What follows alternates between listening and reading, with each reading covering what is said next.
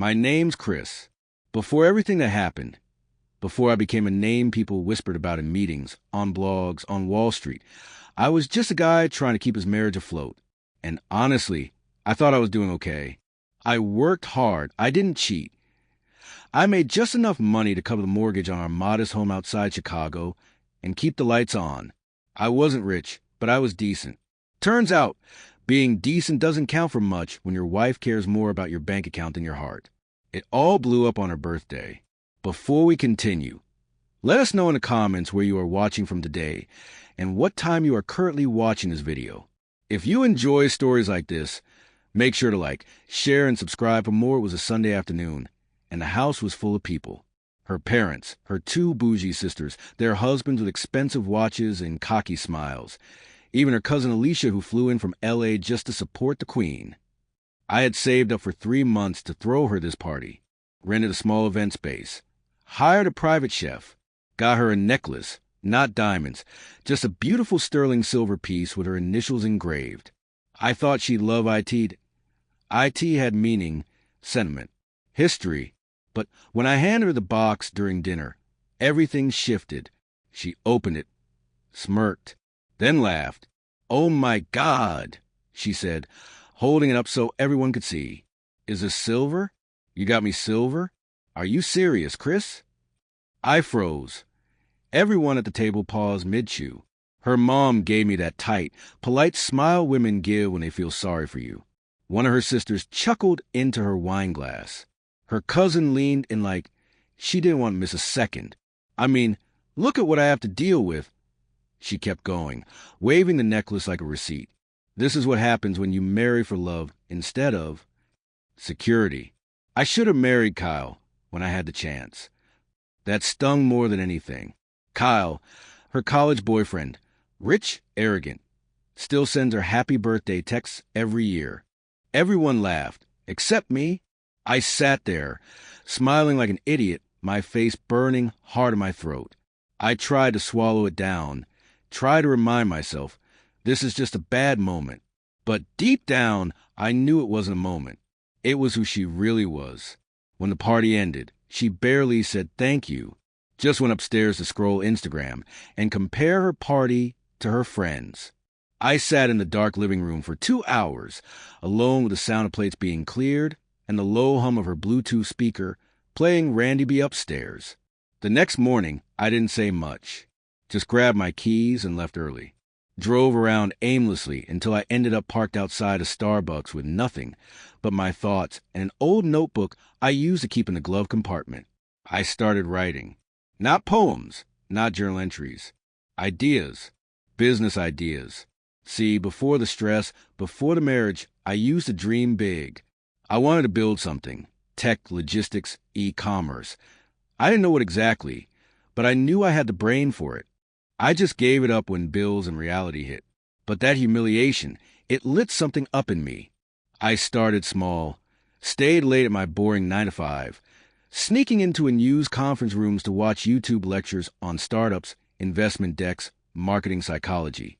I listened to podcast after podcast, took notes like my life depended on it. At home, I became a ghost. She didn't notice. She was too busy planning her girls' trip to Miami, talking on the phone for hours with a guy named Jay she claimed was just her business contact. I didn't ask, not because I didn't care, because I was watching, plotting. I picked up a side hustle, doing freelance data work online. I didn't tell her I started funneling all the money into a separate bank account under an LLC I quietly registered. My plan was simple: build a tech-enabled delivery startup to help small businesses ship faster and smarter within the state. No flash, just efficiency. I called it Quick Drop.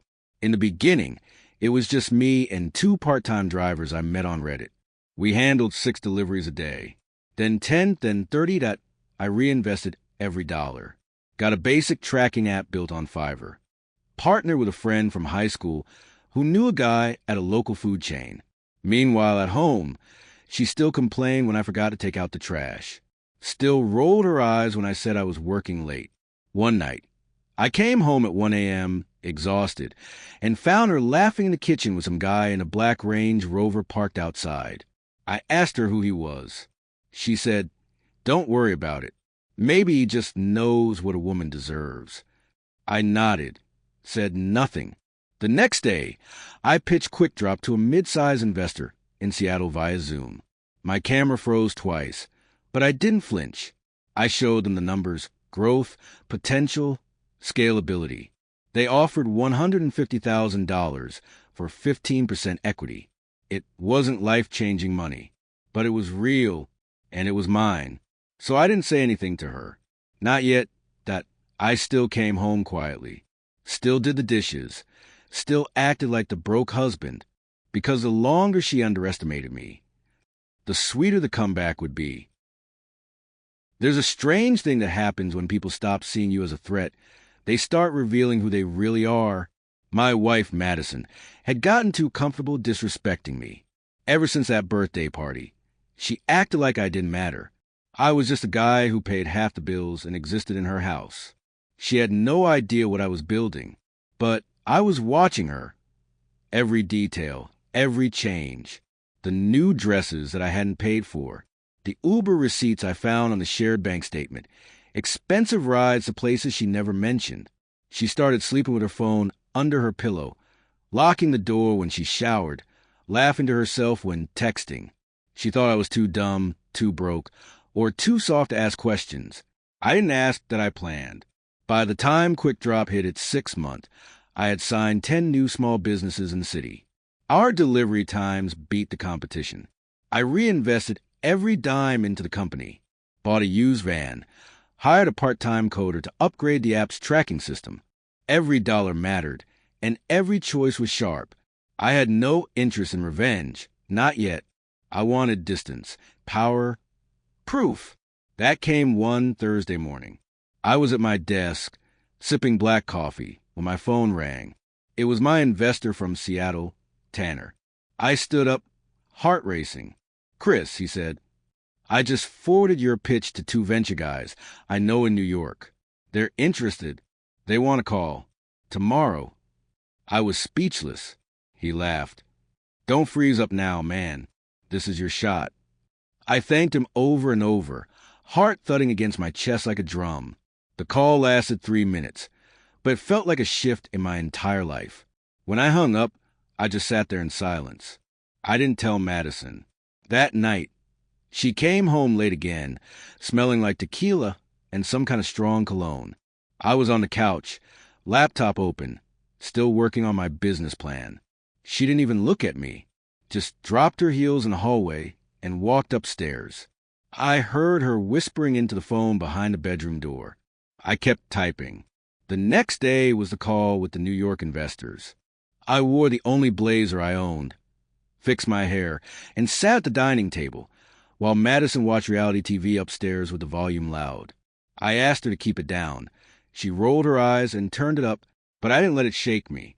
The call started .2 men in crisp dress shirts, professional, direct, asking all the right questions. I gave them everything, my numbers, my roadmap, my vision. They were impressed.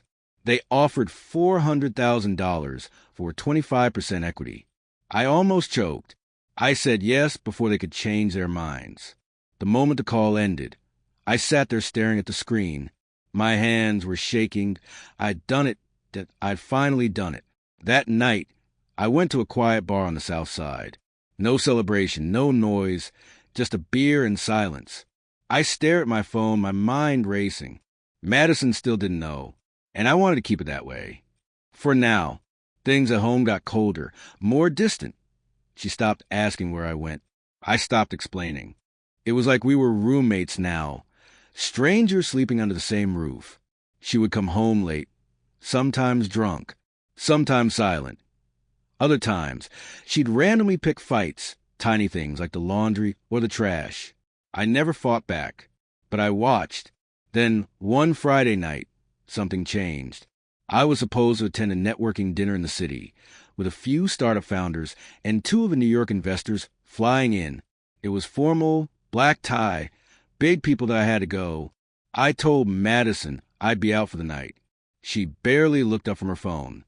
Later, as I was about to leave, dressed in my best suit, I noticed her watching me from the hallway. "You look different," she said. I smiled.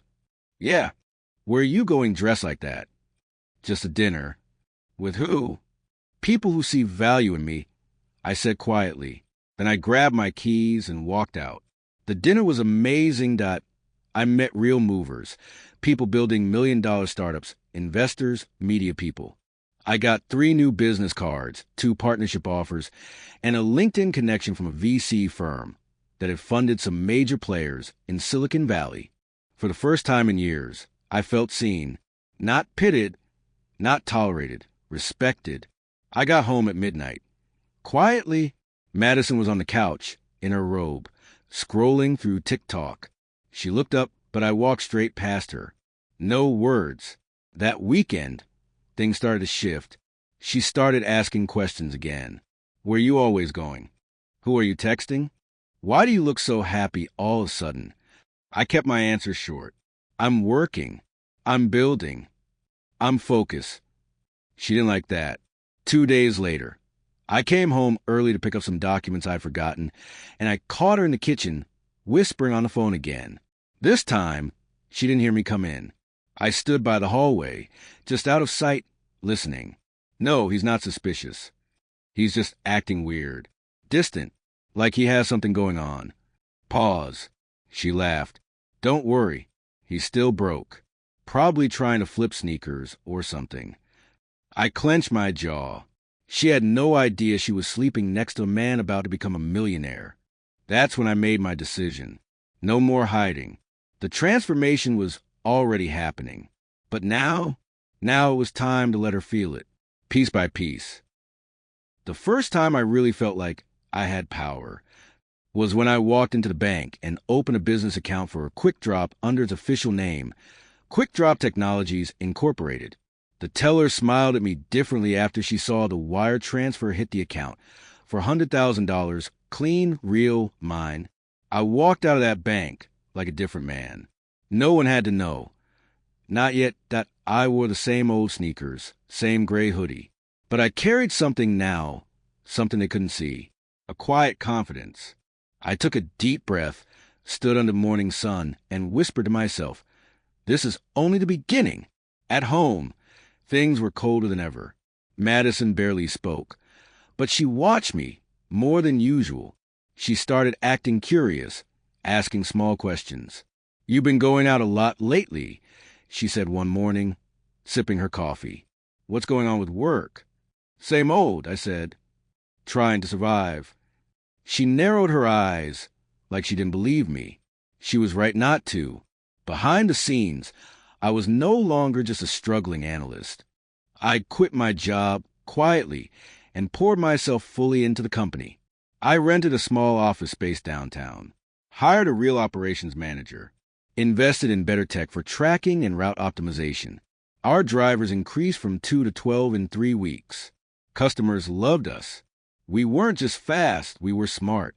And word was spreading. But I didn't post about it that I didn't brag. I wanted Madison to stay blind until it was too late. One Saturday, I came home earlier than planned. As I opened the front door, I heard voices, hers and a man's, deep, familiar. I paused. "No, he's not stupid, but he's soft," Madison said, laughing. "He still thinks I'm just upset about the birthday thing. But trust me, he won't leave. He needs me." A beat of silence. Then the man's voice. "So when are you going to leave him?" I didn't hear her answer. I stepped into the hallway, loud enough so they'd hear me. The voice disappeared, must have been on speaker. She looked up from the couch, fake smile already in place. "Hey, babe, you're home early." I just nodded, pretending not to hear anything. Yeah, plans changed. She was rattled that I could tell. She spent the rest of the evening acting sweet, trying to make small talk. I answered with one-word replies. She didn't know it, but her time was ticking. Over the next few weeks, I stepped into spaces I'd only dreamed of before. I got invited to a startup founders event in New York, fully paid. I wore a tailored suit for the first time in my life. People asked me questions, Important people listened when I spoke. Meanwhile, at home, Madison still talked down to me. She assumed I was struggling, still believed I was beneath her, still made jokes when her family came over about how she married for love, not for money. But what she didn't know was I was richer than all of them combined now. I started preparing the truth. My plan wasn't just to leave. I wanted her to feel it. So I began changing small things. Took my name off the joint bank account. Stopped paying for her gas. Removed her from my credit card. Blocked access to the emergency fund I once created for both of us. She noticed. One morning she snapped. "What the hell, Chris? Why can't I use the card?" I shrugged. "Budget's tight. Remember?" She scoffed. "God, you're pathetic." Always an excuse. I didn't respond. I was already packing my final moves behind the scenes. I met with a lawyer, quietly drew up the divorce papers, made sure the house title, which I'd been slowly refinancing under my name, was 100% mine. I waited. Then came the moment. Her cousin Alicia, the same one who laughed at the birthday party, was throwing an anniversary party for her business. She invited the whole family. Madison begged me to go. "Please, don't embarrass me," she said. "Just look decent. Show them we're still good." I agreed. I showed up in a sleek black suit, stepped out of a new black BMW that I leased under company name. Madison stared when I pulled up. "You rented a car?" she asked. I smiled. "Something like that." The event was full of polished people, old friends, family, some who hadn't seen me since the infamous birthday night. I walked in with quiet confidence. And then it happened. Alicia got on the mic and started thanking sponsors for supporting her event. And a huge thank you to one of our fastest growing logistics partners, Quick Drop Technologies, and its founder, Chris Carter. Heads turned. Madison's face went pale. People clapped. I stood, smiled, waved politely. Someone whispered, "That's your husband?" Madison blinked like she was waking up from a dream. "You started a company?" I leaned in, still smiling. "No, Madison, I built a company. While you were laughing at me." Before we continue, let us know in the comments where you are watching from today and what time you are currently watching this video. If you enjoy stories like this, make sure to like, share, and subscribe for more. After that night at Alicia's event, things changed fast. The look on Madison's face when they announced my name was burned into my memory. For the first time in years, she was speechless, and that silence was beautiful. She didn't say anything in the car on the way home, just kept glancing at me like she was trying to put together pieces she never thought existed. She used to treat me like a broken puzzle, something incomplete, but now she realized I'd been building myself into something she couldn't even recognize. When we got home, she finally spoke. "How long have you been working on this?" Her voice was low, almost careful.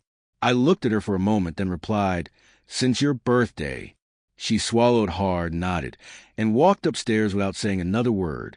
The next morning, things were different. She woke up early, made me coffee. That hadn't happened in months. She walked into the kitchen, set it down in front of me, and said, "So, you're really doing well?" I just smiled. Better than I've ever done in my life. There was a weird pause. She was looking at me, but I could tell she wasn't sure how to treat me anymore. Like she was trying to decide if she should go back to the cold shoulder or flip into the sweet, supportive wife mode. I didn't give her time to pick. I grabbed my coat, said, "I've got a team meeting," and walked out. At the office, things were heating up. We were expanding into neighboring states, and our new mobile app was in beta testing. Customers were pouring in, and so were new investors asking for meetings. My calendar was booked weeks ahead. But even with all that happening, I couldn't stop thinking about Madison's shift in attitude. She started texting me during the day again. "Hope your day is going well. Dinner tonight?" Even weird flirty messages I hadn't seen in over a year. I didn't answer most of them. When I did, it was short. Dry. I wanted her to feel the space I was putting between us. Not out of revenge, out of clarity. She wasn't trying to support me. She was trying to reclaim me. 2 weeks later, She cooked dinner, steak, garlic mashed potatoes, red wine. I came home late and found the table set, candles lit. She smiled like nothing had ever happened. I raised an eyebrow. What's all this? Just felt like treating my husband right. I wanted to laugh, but I didn't. I sat down, picked at the food, let her talk. She asked about the business, about the app, about future plans. She leaned in, touched my hand, smiled like the girl I fell for years ago. But I could tell it was all performance. Because that same night, after she thought I was asleep, I saw her on the balcony. On the phone, talking to him again. I heard his name, Jay, still in the picture, still being entertained. So I made another decision. It was time to flip the last switch. I met with my lawyer the next morning. I told him to finalize the divorce paperwork. I didn't want to fight, that I didn't want a scene. I just wanted out. Clean. He nodded, said he'd send everything over in a few days. Meanwhile, I kept playing the game at home, letting Madison believe she had time to win me back. She started dressing up more, wearing makeup again, suggesting date nights, asking if we should go away for a weekend. I kept it cool, detached. I wasn't cruel, I was calm, and that drove her crazy. Because Madison wasn't used to being ignored. Then came the family cookout. Her parents invited everyone, her sisters, their husbands, her cousins, old friends. Same crowd that watched her humiliate me on her birthday. Madison begged me to come. They'll be so proud to see you now, she said, laying it on thick. I agreed, but I had one condition. I want you to wear that silver necklace I gave you. She blinked. Seriously. I nodded. Yeah, seriously. She hesitated for a long second. Then she smiled. Okay. That cookout was the loudest, most chaotic gathering they'd had in a while. People were laughing, drinking, playing music. And then I walked in. Clean white dress shirt, new watch, calm face. Heads turned. People noticed. Madison walked in beside me, smiling like she'd won some prize. The same cousin who laughed at me before came up and whispered, "Damn, Chris, you look like you just walked off a magazine cover." I chuckled. I've just been working. People kept asking about Quick Drop. Madison smiled and stood close like she was a CEO's wife, like she had been there through it all. I didn't correct her. Not yet, but I did notice something. The silver necklace. She didn't wear it. Later that night, while we were getting ready for bed, I asked her, "Why didn't you wear the necklace?" She paused, turned to face me. "I couldn't find it," she lied. "It must be packed away." I nodded, then pulled open the top drawer of her jewelry box. And there it was, right on top, clean, untouched. She froze. I looked at her. No worries. Won't be needing it much longer anyway. She frowned. What's that supposed to mean? I walked out of the room without answering, because the next move would speak for itself. It was strange watching Madison try to act like a loving wife again. She cooked. She smiled. She laughed at my jokes, even the dry ones. She complimented my outfits, sent me good morning texts like we were in high school again. She even asked if I wanted to take a weekend trip to Napa, just us two. If she had done all this a year ago, maybe it would have mattered. But now it felt fake, because I'd seen what she really looked like when I had nothing. And that version of her wasn't loving. She was cold, cruel, and quick to humiliate. The problem was she didn't know I'd already spoken to my lawyer, already filed the divorce papers, and already planned exactly how she would receive them. She thought she was winning me back. And I let her think that. Quick Drop was scaling fast.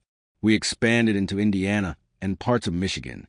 Our monthly revenue was hitting six figures, and investors were offering to triple our funding. I was running a full team now, an office with glass walls, front desk, and even a mini break room stocked with snacks. Everyone thought I was lucky, but this wasn't luck. This was grit. I worked 12-hour days, slept maybe 4, and still managed to show up at home like everything was normal. Madison didn't suspect a thing, but she did notice I wasn't giving in. She started getting frustrated again.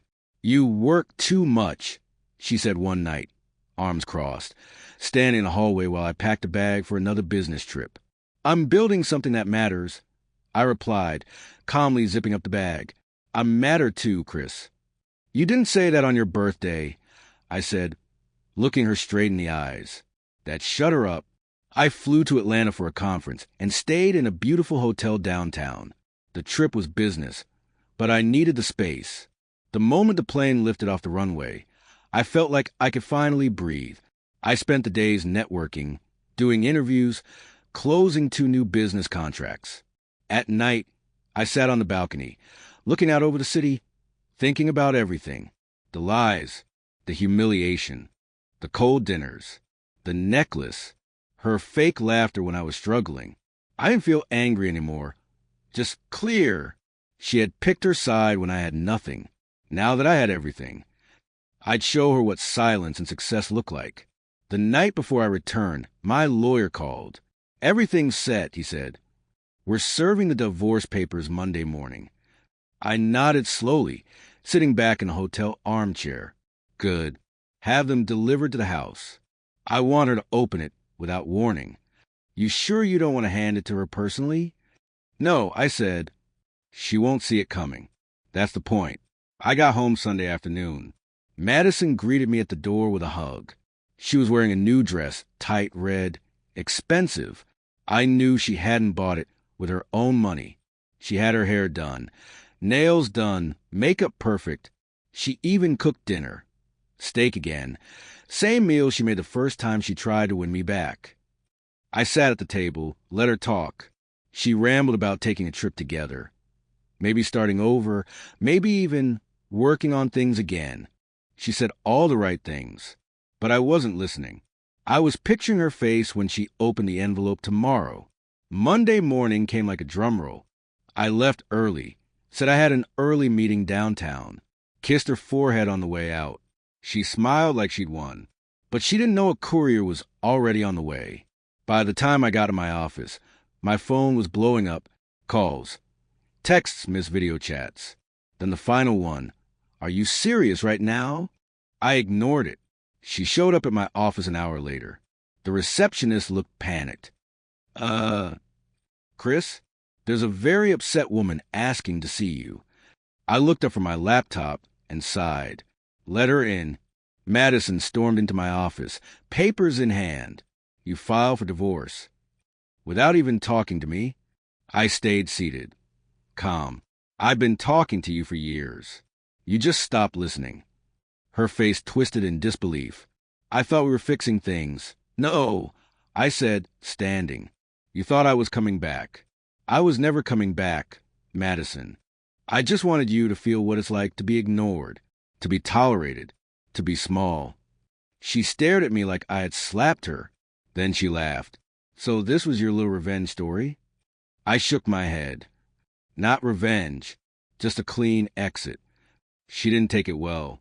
The next week was chaos. She tried apologizing, crying, begging, making promises. Then she flipped, threats, yelling, trying to shame me like before. But nothing worked. I'd already moved my things to a condo downtown. I let her stay in the house temporarily, but the ownership papers had been transferred months ago.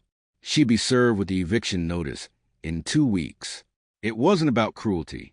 It was about closing the door that should have been shut the night she laughed in my face in front of her family.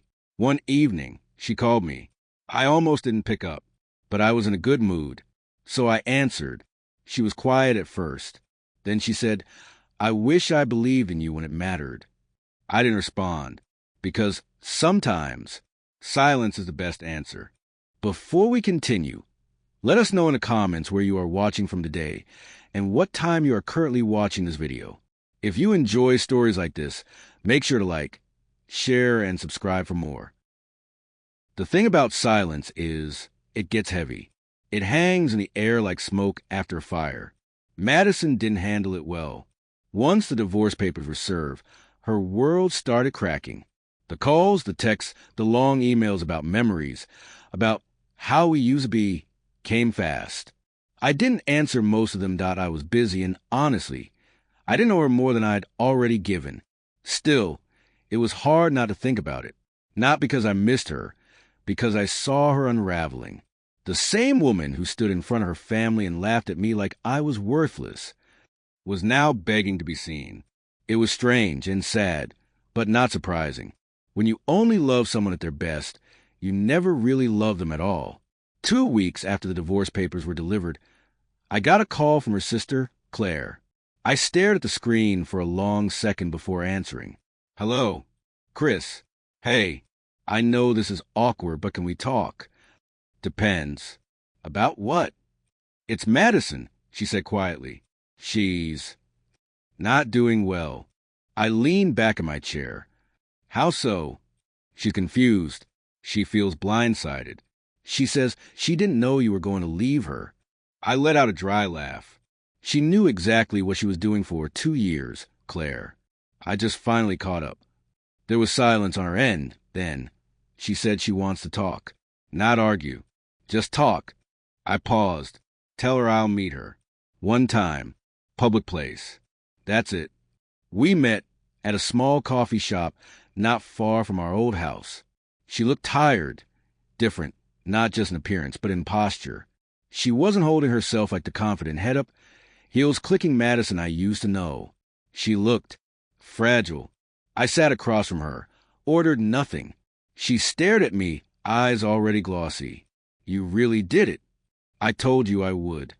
I didn't think you'd actually go through with it. I stayed quiet. She wiped her nose and said, I made a mistake. Which one? I asked tone flat. The birthday party? The lies? Jay. She flinched at his name.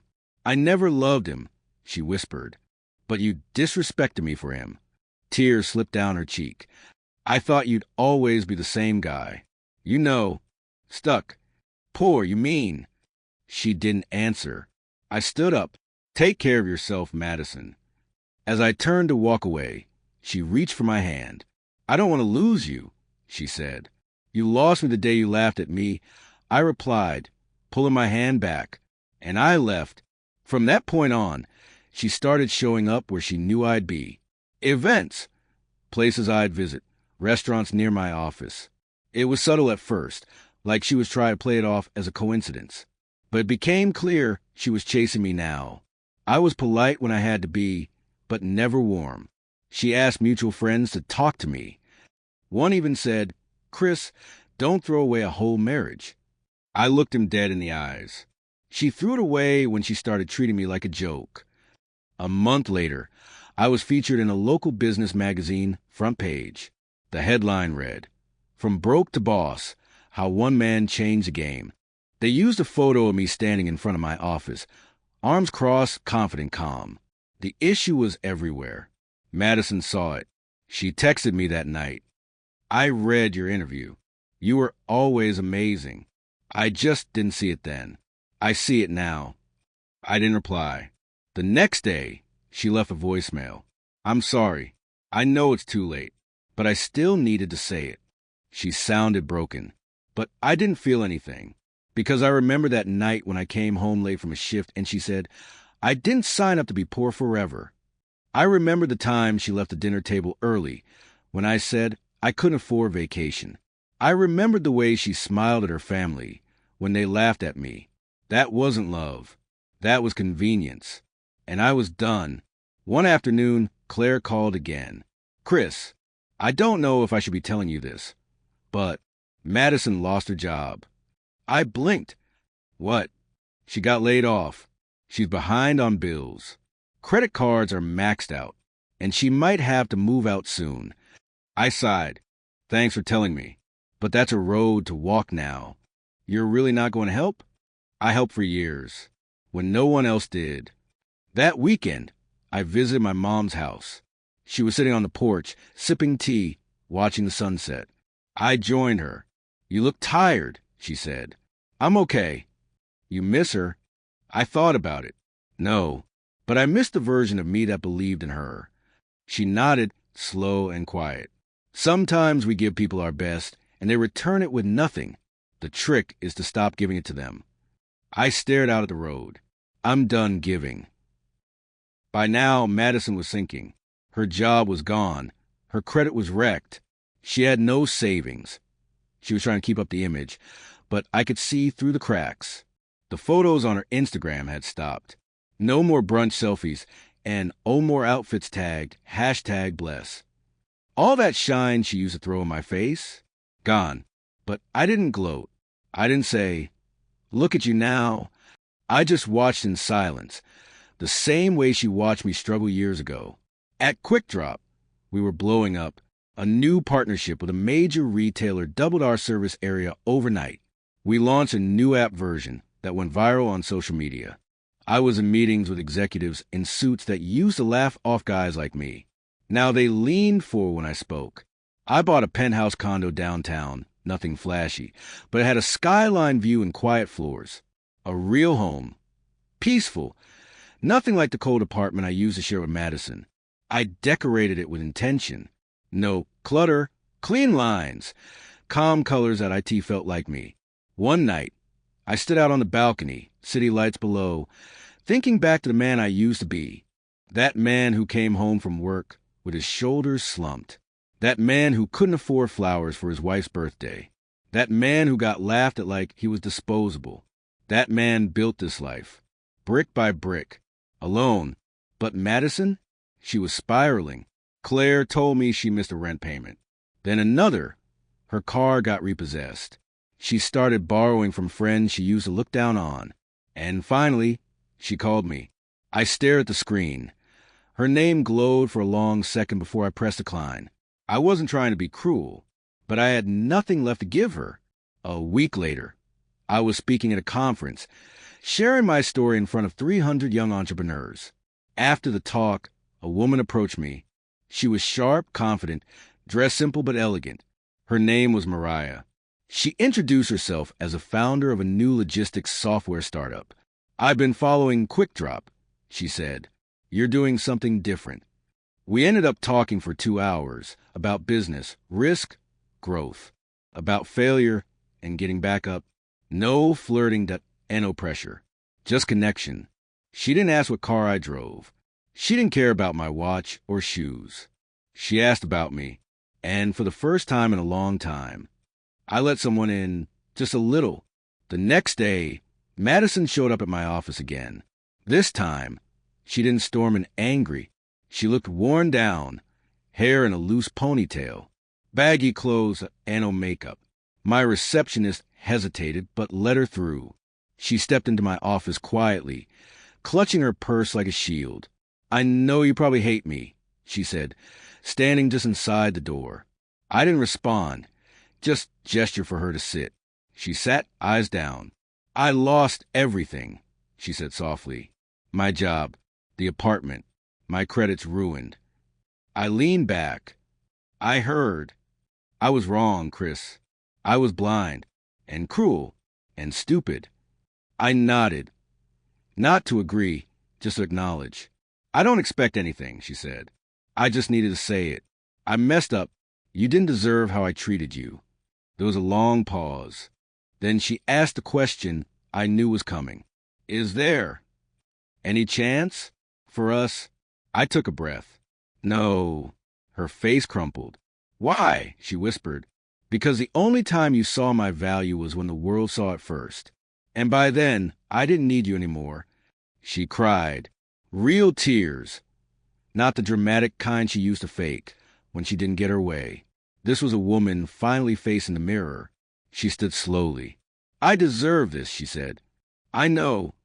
Then she walked out without another word. And for the first time since everything began, I felt free. Over the next few weeks, I poured myself into the company even more. Mariah and I started working on a partnership. Our conversations grew longer.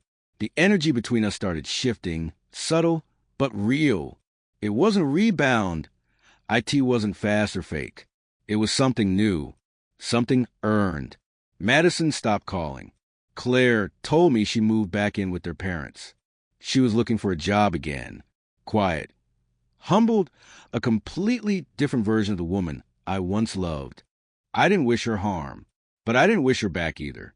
One night, while packing for another conference, I found the old photo album Madison made during our first year of marriage. I flipped through it slowly. Our wedding, our tiny apartment, her smiling at a picnic, me holding a pizza box like it was a trophy. I closed it gently and placed it in a drawer, not to forget, but to leave it where it belonged in the past. Before we continue, let us know in the comments where you are watching from today and what time you are currently watching this video. If you enjoy stories like this, make sure to like, share, and subscribe for more. 6 months had passed since the last time I saw Madison in my office. And life looked nothing like it used to.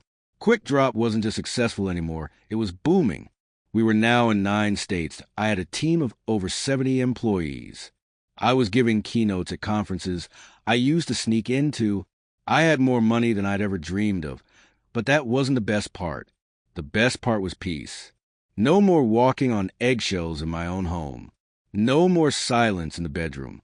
No more fake smiles across the dinner table. Now I woke up early, took walks, drank coffee while reading real estate reports. I hit the gym, showed up to meetings sharp, and came home to a space that was mine. Calm, focused, free. And as for Madison, she was a ghost now. Someone I used to know, someone who used to laugh at me when I said, "One day I'll build something big." One morning, as I sat on the patio of my condo, watching the city wake up, I got a text from Claire. She wants to see you one last time. She said she'll keep it short. You don't have to agree. Just thought I'd ask.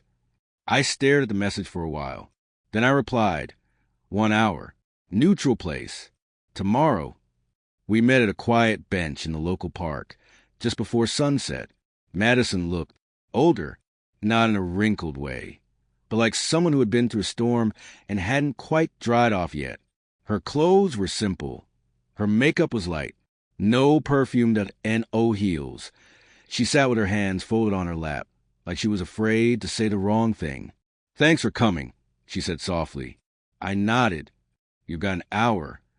She nodded, too. "I won't need that long." She took a deep breath. "I've been seeing a therapist." That caught me off guard. I've been trying to figure out when I became so shallow, so angry. I blamed you for things that had nothing to do with you. I didn't say anything. I wanted to see where this was going. I thought success meant big houses, fancy cars, shiny pictures. But it doesn't. You know what I realized? I raised an eyebrow. What? You were rich long before you had money. You had patience, drive, self-respect. I had none of that. So when you started rising, I panicked. Because I knew I didn't deserve the man you were becoming. That hit different. She looked at me, eyes sincere. "I don't want you back. I know that door's closed. I just wanted you to know I see it now. I see what I lost. And I'm sorry." I sat back, processing. She stood slowly, brushing dust off her jeans. "You were the best thing in my life, Chris. I just wasn't smart enough to see it when it counted." Then she turned and walked away. No tears and no drama, just truth. And for the first time, I felt something unexpected. Closure. 2 weeks later, I was invited to speak on a panel at a major tech summit in L.A. I flew in, suited up, and delivered one of the best talks of my life. Afterward, I was introduced to investors, entrepreneurs, and CEOs who wanted to partner. And among the crowd was Mariah. She smiled, shook my hand like it was the first time. "You crushed it," she said. "Couldn't have done it without you helping me get that warehouse deal." I replied. She grinned. Teamwork. We grabbed dinner later that night. No pressure, just 2 people who respected each other, sharing stories over pasta and red wine. She didn't ask about my past. She didn't try to fix me. She just listened, laughed, and added value. For the first time in a long time, I didn't feel like I had to protect myself. Back home, I went through a final box I hadn't touched in years. It was filled with old notes, receipts, business plan sketches, and rejection letters from back when I couldn't even afford gas. I flipped through them slowly, remembering the hunger, the doubt, the late nights on the couch wondering if I'd ever make it. At the very bottom was a handwritten note Madison once left me during our first year together. "I believe in you, even when things are tough. Love, M." I stared at it. I almost didn't recognize her handwriting anymore. I folded it gently and tossed it into the trash, not out of anger, but because I didn't need it anymore. I didn't need reminders of who I used to be. I knew who I was now, and so did she. The night I walked into that charity gala, everything was different. It wasn't just a custom-fitted black suit or the valet opening my car door like I was royalty. It wasn't even the big name tag with founder and CEO under my name. It was the way people moved when I entered. Eyes turned, hands extended. Conversations shifted. People didn't just notice me. They respected me. Not because I was flashy, but because I'd built something solid, something real. And she was there. Madison. I saw her from across the ballroom. She hadn't noticed me yet. She was standing near the buffet table, holding a glass of cheap wine, laughing, but her eyes looked tired. Her dress was nice, but not the way it used to be. Not expensive, more like something borrowed. She looked around, scanning the crowd. Then her eyes landed on me. Everything stopped. The smile dropped from her face. Her hand, holding the wine glass, froze midair. She blinked, like she wasn't sure if it was really me. I didn't look away.